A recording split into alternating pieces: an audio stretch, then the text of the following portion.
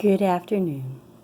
This is Marie, and I've been trying to put myself together to represent to you the little You Cool You presentation I was allowed to make for the kinders at the farmer's market. It was a really exciting opportunity, and I'm distracted.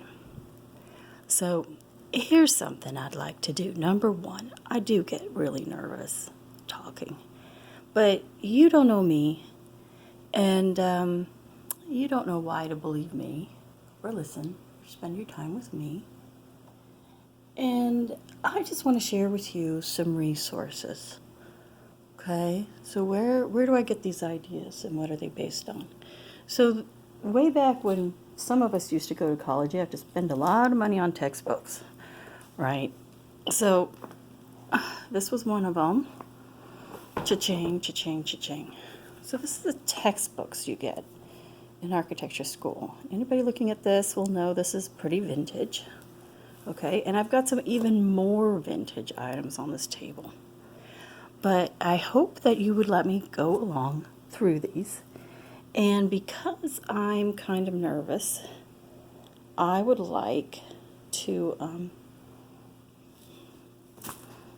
employ my comfort item.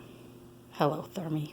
So Thermi appeared for the first time in our presentation to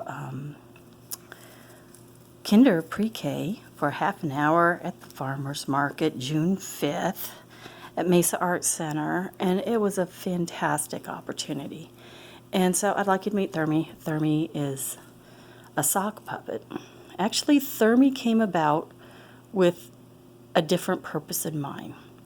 Thermi is short for thermal comfort, and we'll see here. Here's a graphic I've been doodling forever. I hope you like it. Don't we look alike?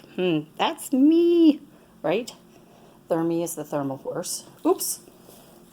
And here's our logo, sort of. Thermal Horse Sense Projects Arizona. We put on a little You Cool You half hour at the farmer's market, all toasty on a summer morning outdoors. Oh, wow. Those guys were so sweet to let me give that a shot. And I'll be honest with you, I was nervous. And Thermi, among all the things Thermi did, Thermi's frankly my comfort item. Okay? Because, here. So let's have a couple comfort items to make this a comfortable discussion. You and me. And I really appreciate you. So here, Thermi has a glass of iced tea. Nom, nom, nom. And this one's mine and this one's yours. So I poured you a glass of iced tea, oh, fair YouTube viewer. This one's mine. See, I put a little blue. That way we don't wash it too much, except, of course, honestly, I just went and washed them for you. So we have a glass of iced tea each. I have my soft dollar store fuzzy sock critter.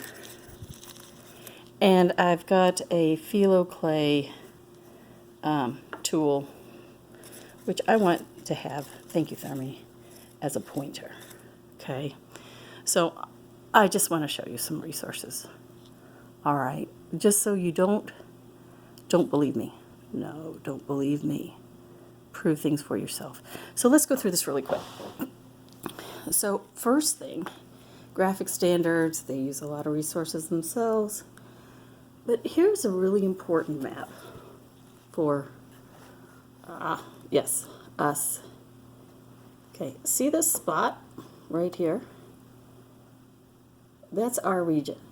Notice in this whole map, it's different, right? It says right here, semi-arid overheated.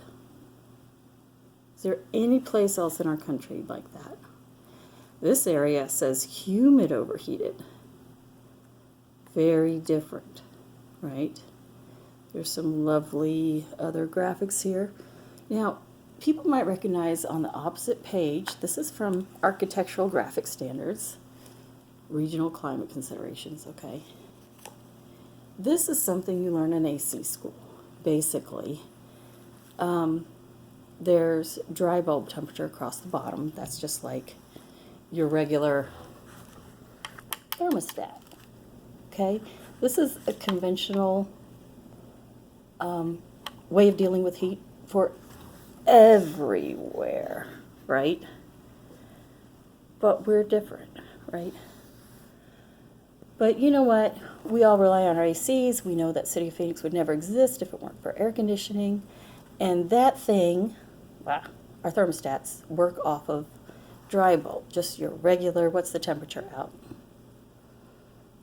Okay. Now this side of the graph, oops, this side of the graph. So that's just regular dry bulb temperature, what your thermostat reads. Now, there's human comfort charts that really you might even see when your air conditioner gets installed.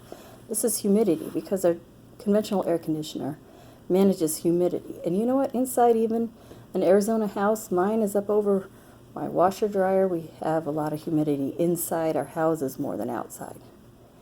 And so what this chart finds is a comfort zone. Whoops, comfort zone, right? That says, well, you know, if you have a little less humidity, a little bit hotter, you're okay. You're still in a comfort zone. But this is still combining humidity and dry bulb temperature. So this is the standard graph you need for everywhere, most of the time. But we're special. We're special here, okay?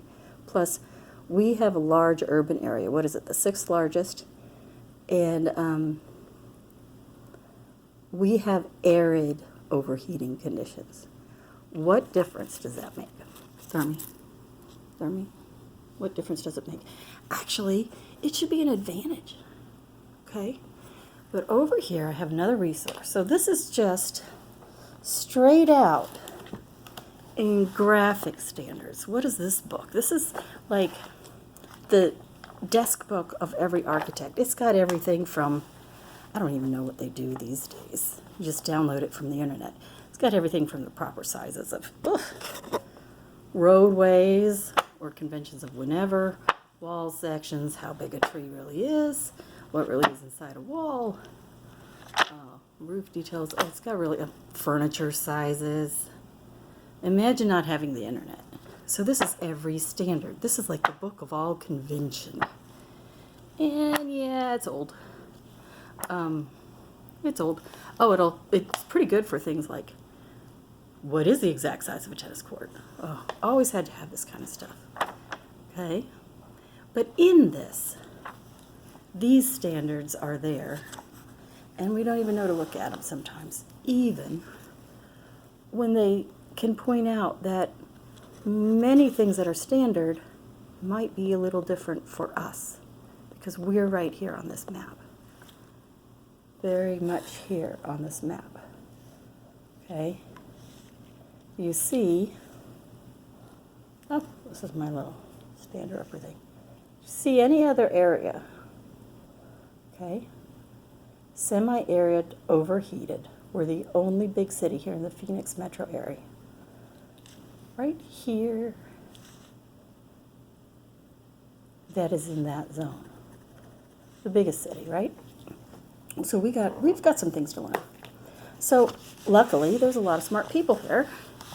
Once upon a time, this document was created for the Central Phoenix East Valley Light Rail Transit System, where the demand was to cool a light rail station. Okay, so you might recognize that chart and that chart look similar. Okay. And of course there's a million versions. There's humidity and yeah. And so they pick the design condition for this place somewhere on here. Anyway, so that's humidity versus temperature. But wait, we're outside. It's Arizona. Where's the humidity? So actually, there's another chart that's actually possibly more important for us. So everywhere else, you need a chart that factors in humidity. You know, everywhere else in the country, you need a chart up front and center. It factors humidity against dry bulb temperature. But for us, what we actually need more is mean radiant temperature, MRT. That's the radiant surface temperatures against the ambient air temperature. So what this says is, as it's hotter outside, okay, if your mean radiant temperature, the radiant temperatures around you are cooler, and it's, oh, I don't know, 90 degrees outside, but you could have a 60-degree MRT, whoop, you can make that 90 degrees feel like, whoop, 70, this little slopey thing. So if you have cool surface temperatures, the feel is cooler. If you have high surface temperatures, even though it's cool, right, you can feel 140, 110, a lot hotter. Okay, so this is a chart. What does that mean? Thermi, what does that mean? Thermi, let's turn this page.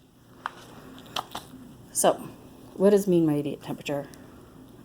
This is like a circle around a person. It's really a sphere.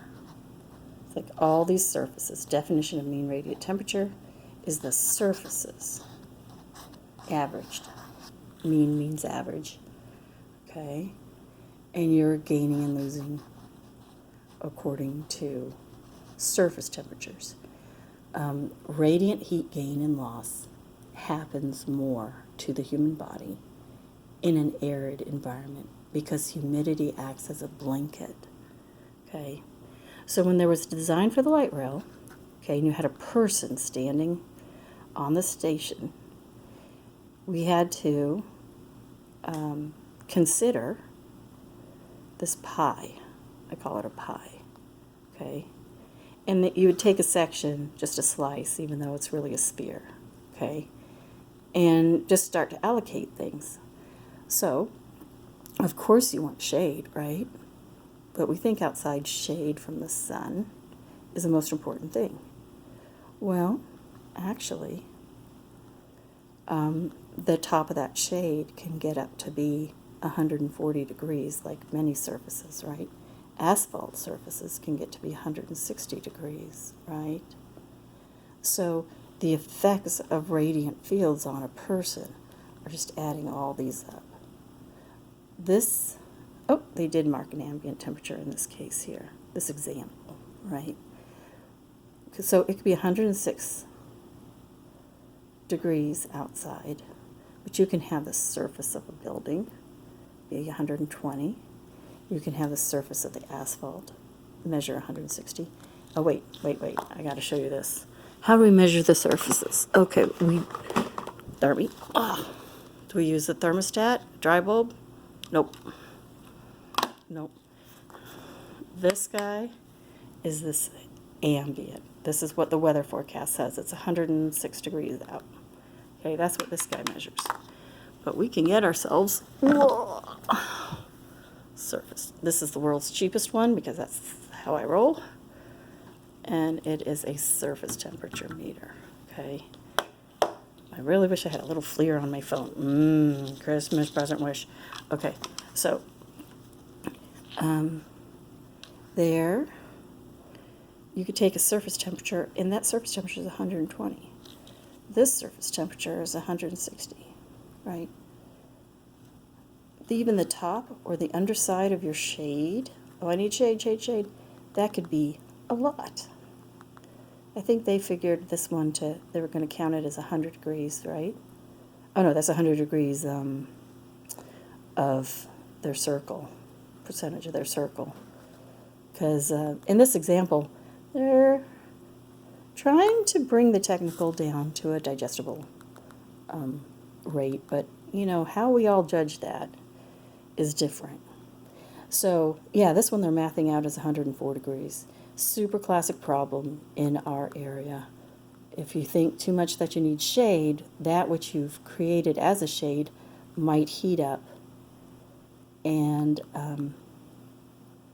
be a radiator. So that's a serious problem, a super classic flaw in our region, especially if we don't cultivate a sense of radiant heat transfer, which is part of what we want to do, right, Thermi? Yes, yes, yes. For everybody, not just the technical people that write these manuals, right?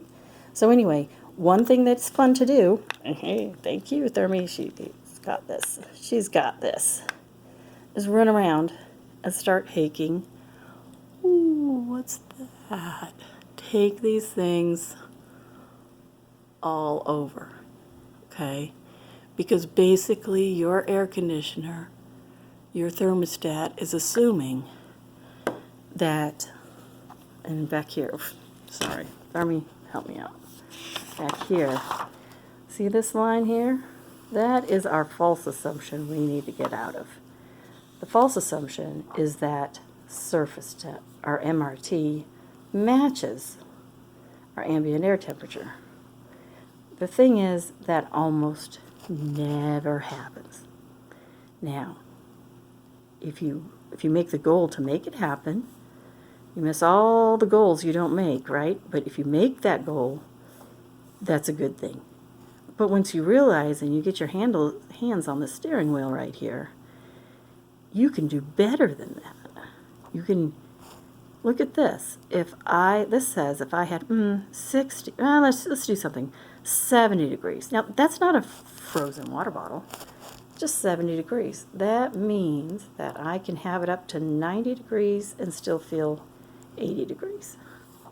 That's a great advantage. But when we start to run around with this thing and develop our thermal senses, we'll be like, whoa, that building surface is 120 degrees. And yeah, you have to believe it when you see it. The top of that asphalt's 160 degrees. Here's another. The underside of that shade, oh my gosh, that car canopy that I went out and bought, holy cow, it could be 140 degrees on the underside of that bus stop. And many are, sadly. Well, it's shade, isn't it? You need shade. You do need shade, but you need to not have that. Super important. Look at that big effect, especially that it attracts a person. And they're under this thing. It's a cooker. There are so many secret cookers that we need to go out and switch off, right? So another thing we got to realize, ooh, that grass, I don't know. Is it wasteful to grow grass? That grass has a 90-degree surface temperature. Let me show you something else really cool. And I don't know how they got this number. At night, it's different. But even in the daytime with the sun, the open sky is 88, counts radiantly as 88 degrees. Okay? So actually, you want as little shade that will shade your body, but have as much sky space. I love to point out to people, I still need to get a good picture of when you see birds, and there's a big old palm tree shadow, the little birds will be in that, and the shade needs to be high and still open a lot to the sky, because when you do this, it can, depending on the materials you choose, which can only happen if you're conscious, right? It could be a radiator, but even the best underside surface may not give you a radiant of 88 degrees that open sky does, even on the hottest days. Okay? So think of this little slice. Okay? Super important. So this document was basically the design document that was produced by SU. Oh, you say, here we go. And this is their improved version, right? So a vertical element that blocks the person with some growies. That means that those pie slices are being fed by 90 degrees, not 160 degrees. Okay? And if you have a special canopy, like the light rail system really does have, called bird air, you can crank that down quite a bit. A tree planted between the person and the building, that means that much is now loading at 90 degrees of temperature and not 120. Okay, good stuff. All kinds of good stuff. And these little tiny walls that you see between anything and asphalt, that is shielding the person. Street trees, it's not just what's under it, it's blocking. So basically, these hot surfaces are, you should just consider it like another sun to be shaded from, really and truly. Okay, so this is a really important document and very helpful. And you know what? Our taxpayer money paid for this. And it's out there. And anytime you want to talk about it. But those actually were the meatiest bits that I liked from this one. So, and this was made specifically for Phoenix area. So most important thing here is we're special, okay?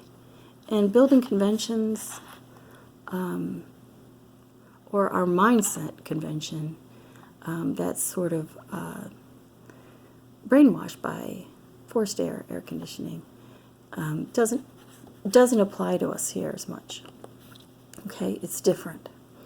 So I'm going to talk about the science. Hello, Thermi. Thermi wants to, this is important to Thermi. Slurp, slurp. Do we know? There's a science of, okay, this is the MEB. Okay.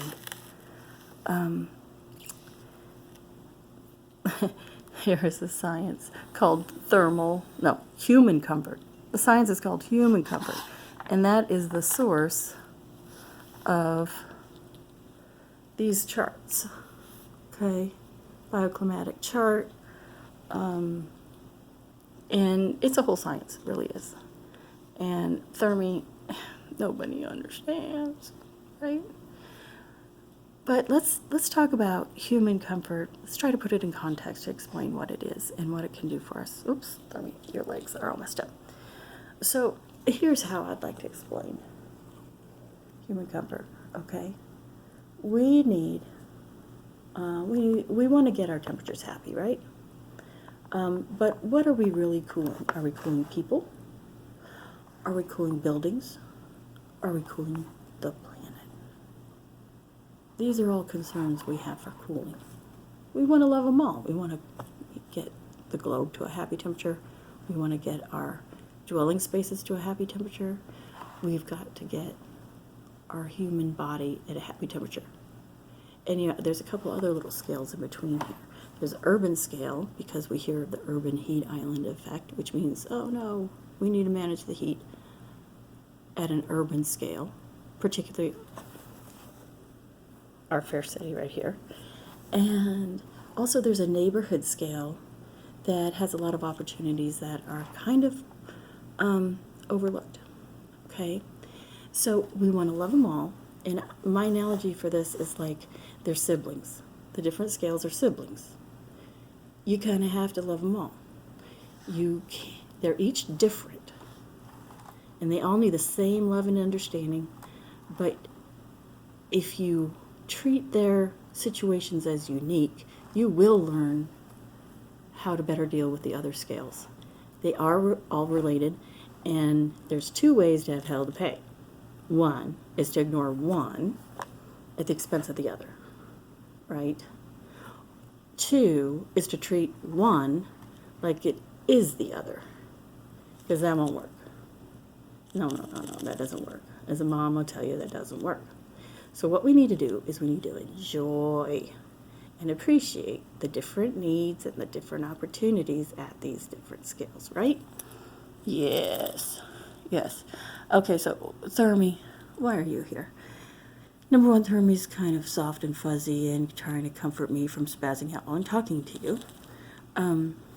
But Thermi represents thermal comfort, see? Okay, so I like to call my whole thing Thermal Fluorescence Projects Arizona. Yay! But this presentation, I'm going to go you cool you. So I'm going to start, Thermi and I want to start at the human scale. Okay? We want to start at the human scale, and for a lot of reasons. And we want to point out that it's still totally related. Okay? Totally related. And I've got another resource that's going to talk a little bit, because there's kind of some not so comfortable tone out there in climate discussions, particularly ones that I think undermine raising the cultural bar of awareness that we need to get our hands on the steering wheel and get to where we want to go and actually love them all, right? There's some issues. The thing is, it is not selfish. Oh, let me show you another example. I'm so excited. This just came out. Okay. July 2021. So exciting. Oh boy, because sometimes I read articles and I don't like them. Where were they? Anyway, Thermi, excuse me. I'm going to have to use a real hand here. You hold the phone. So I was just so excited about this article. Okay, it had the Global Cooling Prize in it. It had some straight up direction to the human scale. That's really good. And it's really naming a problem. It's very realistic. It's a beautiful, beautiful article. Recommend it. Yeah. Some nice, what I call value, just a twinge towards value engineering. Oh yeah, I love this quote. This is so true.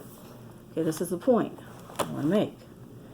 If we improve the lives of the vulnerable among us, we will also improve our resilience to extreme heat. We'll improve everybody's resilience.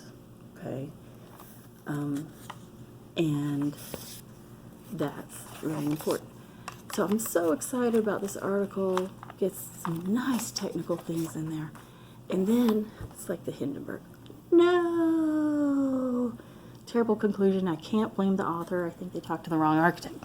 Okay, and so basically the conclusion of this article that wanted me to cry, Thermi says, don't cry, is basically you're all going to have to suck it up and give up your thermal delight of walking into air conditioning. Just suck it up. You're just going to have to get used to heat. That's the conclusion after this excellent article. Oh my gosh, stop it. Don't do that. Because bottom line is no. Okay? We can achieve thermal comfort. And by the way, this fine little book, and I know this architect read it, and I had to reread it before cooling down. It's not this author's fault. He's referencing Give Up Thermal Delight. There's a lovely book. I recommend you read it. Oh, Lisa Hirschhag, Thermal Delight in Architecture. And when I picked it up, I was like, architecture book, no pictures, lot of love. Basically, it's a great book. And her point actually is when you're overwashed with air conditioning, you lose your sense of delight because it's kind of like eating a Cadbury Easter egg all year long. It's not special anymore when you're cool. So there is amazing indigenous architectures all around the world where, and here's the important, guys. If plants and animals can seek thermal comfort, we can too. So we're allowed, guys. It's innovation, and we can do it. So speaking of innovation, I'm trying to prepare for having a chance to talk to my SciTech friends, and I just talk too much. Let me just hold this at the issue of scale, okay? The planet's warming. You all are going to have to get used to being hot is the conclusion of this. I think that's a terrible give up your hope for thermal delight. Terrible conclusion, okay? Number one, if plants and animals can seek thermal comfort, we're allowed to. And guess what? Our lights are on, we have brains. We can figure it out. It's not too complex. Okay? Let's link these scales. Okay? Well, this is a beautiful graphic, okay, about, it's basically talking about distributed energy sources. Let me tell you, this is a 1970 Time Life book, okay? And I found out later that these were designed by Charles and Ray Eames. Don't they look like it? Now let's just look at it. It's so exciting. They're so awesome. So that's a warm, fuzzy thought. But these presentations, number one, okay, in this era, education was appreciated and intended to be something that brought people together and moved people forward together culturally. Now, some of this stuff, they're like, hire an expert. You got a big public infrastructure project. You get a real good expert. And you know what? They are. Rest his soul, Harvey Bryan's gone to his reward. Mistake. Jeffrey Cook's gone on to his reward. Harvey Bryan's still there. He answers his phone. He'll talk to you. He's a wonderful guy. I found that to be true.